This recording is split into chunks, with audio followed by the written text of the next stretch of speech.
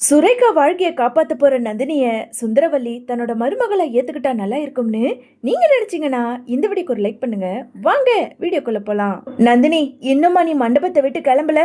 சீக்கிரமா வா. அந்த பொறுக்கி ரஞ்சித் மண்டபத்துக்குள்ள வந்துட்டானா அதுக்கப்புறம் கல்யாண ஏற்பாடுகள் விறுவிறுப்பா நடக்க ஆரம்பிச்சிடும். நீ சீக்கிரமா வா அப்படின்னு சொல்லிட்டு இங்க விஜய் அங்க நந்தினிக்கு போன் பண்ண வேற வழி இல்லாம இங்க சூர்யா கிட்ட ஒரு வழியா சமாளிச்சு அங்க இருந்து கிளம்ப ஆரம்பிக்கிறாங்க.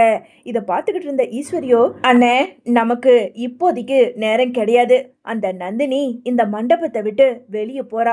அப்போ ஏதோ ஒரு ரகசியத்தை தெரிஞ்சுக்கிறதுக்காக தான் போறா. ஒருவேளை அவ கையில அந்த ரஞ்சித் சொல்லியிருந்தானே அந்த போனை கூட அவ வச்சிருப்பா. அதனால இதுதான் நமக்கு சரியான நேரம். இவ பின்னாடியே போய் அந்த போனை எப்படியாவது அவகிட்ட இருந்து நாம பறிச்சிடுவோம். என்ன, நமக்கு அடிக்க போறது ஜாக்பாட் ஆச்சே அப்படின்னு சொல்லிட்டு இங்க ஈஸ்வரி சொல்ல, ஆமா தங்கச்சி வா, இதுக்கு மேல நாம எதுக்காக இந்த மண்டபத்துல இருக்கணும் அப்படின்னு சொல்லிட்டு இங்க ஈஸ்வரியும் அங்க இருந்த ஈஸ்வரியோட அண்ணனுமே கிளம்பி நேரா அங்க நந்தினியை ஃபாலோ பண்ணிக்கிட்டு கார் எடுத்துக்கிட்டு கிளம்புறாங்க. இன்னொரு பக்கம் ஆட்டோல எப்படியாவது அந்த ரஞ்சித்தோட முகத்திரிய இன்னைக்கு மண்டபத்துல கிழிச்சு எறியணும் அப்படின்னு சொல்லிட்டு வேக வேகமா ஆட்டோவை எடுக்க சொல்லி கிளம்பி போய்கிட்டு இருக்க. அதே நேரம் இங்க கார்ல வந்த ஈஸ்வரியோ சடனா போய் அங்க ஆட்டோக்கு முன்னாடி அந்த காரை நிப்பாட்டி வெளியே வந்த ஈஸ்வரியோ முகத்துல மாஸ்க போட்டுக்கிட்டு அங்க இருந்த நந்தினியை பிடிச்சி தரன்னு வெளியே இழுத்து உடனே முந்தனையில இருந்த அந்த செல்போனையும் எடுக்க ஆரம்பிக்கிறாங்க. ஏய், நீங்களாம் யாரு? எதுக்காக இப்போ என்னோட போனை வாங்குறீங்க அப்படின்னு சொல்லிட்டு அங்க நந்தினி என்னதான் போராடினாலும் அங்க மாஸ்க் அணிஞ்சிருந்த ஈஸ்வரியோ அங்க நந்தினியை ஓங்கி பலார்னு கண்ணத்திலே ஒரு அறை கொடுத்து அங்க நந்தினி சொருகி வச்சிருந்த அந்த செல்போனையும் புடுங்குறாங்க. ஆனாலும் நந்தினி பக்கத்துல இருக்க கட்டையை எடுத்து ஈஸ்வரியோட தலையிலையும் ஈஸ்வரியோட அண்ணன் தலையிலையும் அந்த கட்டையாலேயே ஓங்கி ஒரு அடி கொடுக்க அங்கேயே கீழே விழ உடனே இங்க நந்தினி இருந்துகிட்டு, அண்ணன் இவங்க யாருன்னு தெரியல, நீங்க முதல்ல ஆட்டோ எடுங்கண்ணே அப்படின்னு சொல்லிட்டு ஈஸ்வரி வச்சிருந்த அந்த போனையும் புடுங்கிக்கிட்டு அப்படியே ஆட்டோல கிளம்பி நேரா இங்க விவேக்கோட வீட்டுக்கு வராங்க.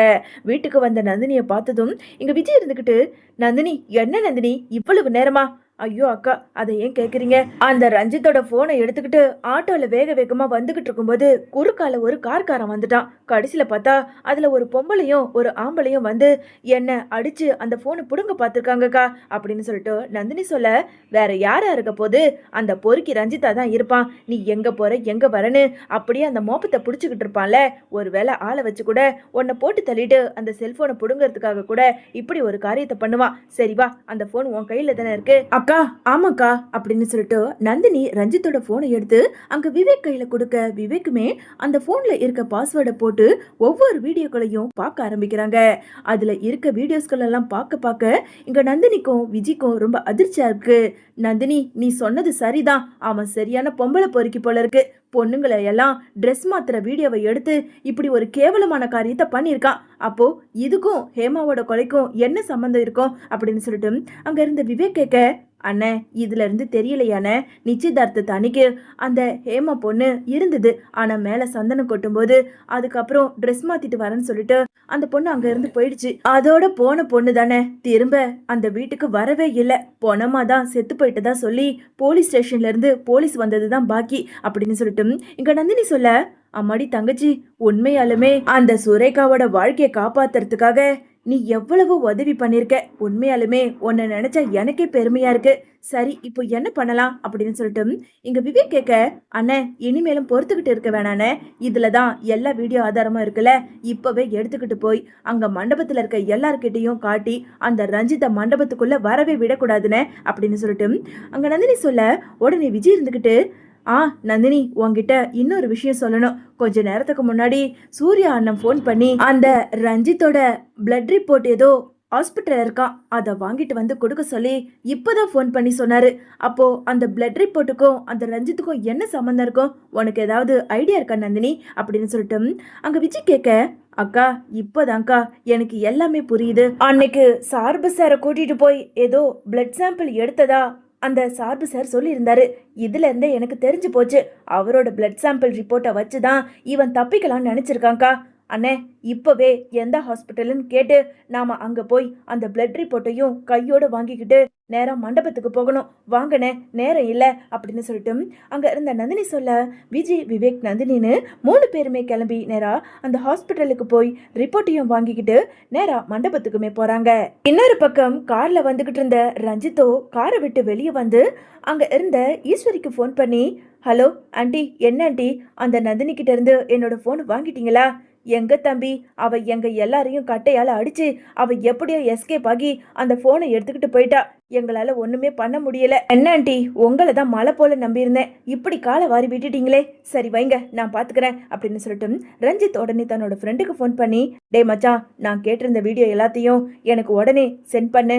எல்லாமே பக்காவா ஒரிஜினல் மாதிரி தெரியணும், ஏஐ வீடியோ மாதிரி தெரியவே கூடாது அப்படின்னு சொல்லிட்டு தன்னோட ஃப்ரெண்டுக்கு ஃபோன் பண்ணி அந்த வீடியோக்களையும் தன்னோட போன்ல எடுத்துக்கிட்டு நேரா இங்க ரஞ்சித் கார்ல இருந்து ஏறி நேரா அங்க மண்டபத்துக்கு போறாரு. கொஞ்ச நேரத்துல இங்க மாப்பிள்ளையோட கார் அங்க மண்டபத்துக்கு வர உள்ள இருந்த எல்லாருமே வந்து இங்க ஆரத்தி எடுத்து மாப்பிள்ளைய உள்ள கூப்பிட சரியான நேரத்துக்கு அங்க விஜி, விவேக், நந்தினின்னு 3 பேருமே மண்டபத்தோட வாசலுக்கு வந்து, முதல்ல இந்த பொறுக்கி நாய மண்டபத்துக்குள்ள விடாதீங்க அப்படின்னு சொல்லிட்டு நந்தினி குரல் கொடுக்க, இத பாத்துக்கிட்டு இருந்த சூர்யாவோ, நந்தினி எங்க நந்தினி போயிருந்த, உன்னை எவ்வளவு நேரம் தேடிக்கிட்டு இருக்கிறது, ஆமா இப்போ எதுக்காக ரஞ்சித்தை மண்டபத்துக்குள்ள விட வேண்டாம்னு சொல்ற, அதுவும் ரொம்ப கோவமா பேசுற அப்படின்னு சொல்லிட்டு இங்க சூர்யா கேட்க, அதான் சார் எல்லாத்தையும் நான் சொல்றேன், ஆனா அதுக்கு முன்னாடி இவனுக்கு இந்த மண்டபத்துக்குள்ள வரதுக்கு எந்த தகுதியும் கிடையாது அப்படின்னு சொல்லிட்டு இங்க நந்தினி சொல்ல சொல்ல அங்க இருந்த சுந்தரவல்லிக்கு கோபம் வந்து அங்க நந்தினிய ஓங்கி பலார்னு கண்ணத்திலே ஒரு அறை கொடுக்குறாங்க.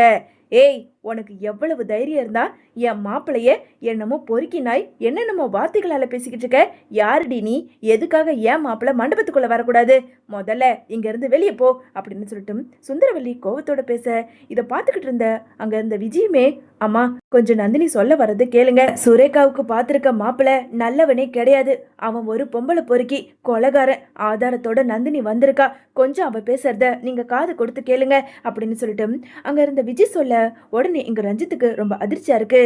வாட், நான் பொம்பளை பொறுக்கியா, கொலகாரனா, இங்க என்ன நடக்குது ஆண்டி? ஏதோ எங்க டேட் சொன்னதுனால உங்க பொண்ணு கழுத்துல தாலி கட்டுறதுக்கு நான் ஒத்துக்கிட்டேன், சம்மதிச்சேன். என்னோட பிசினஸ் எல்லாம் விட்டுட்டு வந்து இங்க வந்து உக்காந்துக்கிட்டு இருந்தா என்னமோ இவங்க வந்து பொம்பளை பொறுக்கி கொலகாரன்னு என்னென்னமோ பேசிக்கிட்டு இருக்காங்க, இதெல்லாம் நீங்க கேட்க மாட்டீங்களா ஆண்டி அப்படின்னு சொல்லிட்டு ரஞ்சித் பேச, உடனே அருணாச்சல இருந்துகிட்டு, அம்மாடி நந்தினி என்னதாமா ஆச்சு, எதுவா இருந்தாலும் சீக்கிரமா சொல்லுமா அப்படின்னு சொல்லிட்டு அருணாச்சலம் கேட்க, நான் சொல்றதை விட அவனோட ஃபோனில் இருக்க வீடியோக்களை நீங்களே பாருங்க அப்படின்னு சொல்லிட்டு இங்கே நந்தினி அங்கே இருந்த அருணாச்சலத்துக்கிட்ட அந்த ஃபோனில் இருந்த ஆதாரத்தை காட்ட, அதை பார்த்ததும் எங்கள் அருணாச்சலத்துக்கு ரொம்ப அதிர்ச்சியாக இருக்கு. என்னம்மா இது? ஆமாம் ஐயா, இது வேற யார் ஃபோனும் கிடையாது, இதோ இருக்கானே மாப்பிள்ளைங்கிற பேர்ல இவனோட ஃபோன் தான், இந்த கேவலமான பொம்பளை பொறுக்கி ரஞ்சித்தோட ஃபோன் தான். இவன் நிறைய பெண்களை தப்பு தப்பா வீடியோ எடுத்து வச்சு ரசிச்சிருக்கான்யா. கடைசியா சுரேகாமாவோட ஃப்ரெண்டு அவங்க கூட ட்ரெஸ் மாத்துற வீடியோவை இந்த பொறுக்கி நான் எடுத்து ரசிச்சிருக்கான் போல இருக்கு. இந்த விஷயம் ஹேமாவுக்கு தெரிய வந்துதான் இவன் கிட்ட சண்டை போட்டு கடைசியில இவன் அந்த ஹேமாவை கொலை பண்ணியிருக்கான் அப்படின்னு சொல்லிட்டு இங்க நந்தினி ஒன்னா எல்லா ரகசியத்தையும் புட்டு புட்டு வைக்க, இதை கேட்க கேட்க அங்க சுந்தரவல்லிக்கு ரொம்ப அதிர்ச்சியா இருக்கு. எங்க அந்த போனை காட்டுங்க அப்படின்னு சொல்லிட்டு அங்க சுந்தரவல்லி போனை வாங்கி பார்க்க, அதுல இருந்த வீடியோக்கள் எல்லாத்தையும் பார்த்து இங்க சுந்தரவல்லிக்கு ரொம்ப அதிர்ச்சியா இருக்கு. என்னென்ன இதெல்லாம், உங்க பையன் இவ்வளவு கேவலமானவனா அப்படின்னு சொல்லிட்டு சுந்தரவல்லி கேட்க, அங்க இருந்த சூர்யா இருந்துகிட்டு, ஏண்டா பொறுக்கி நாய, எவ்வளவு தைரியம் இருந்தா நீ ஒரு கொலகாரனா இருந்துகிட்டு என் தங்கச்சி கழுத்திலே தாலி கட்ட பாப்ப அப்படின்னு சொல்லிட்டு சூர்யா அங்க இருந்த ரஞ்சித்தை ஓங்கி பலார் பலார்னு கண்ணத்திலே ஒரு அறை கொடுக்க, இதை பார்த்துக்கிட்டு இருந்த அருணாச்சலத்துக்கோ பொறுத்துக்க முடியாம அங்க இருந்த ரஞ்சித்தை சட்டையை பிடிச்சு அவருமே ஓங்கி அடிக்க ஆரம்பிக்கிறாரு.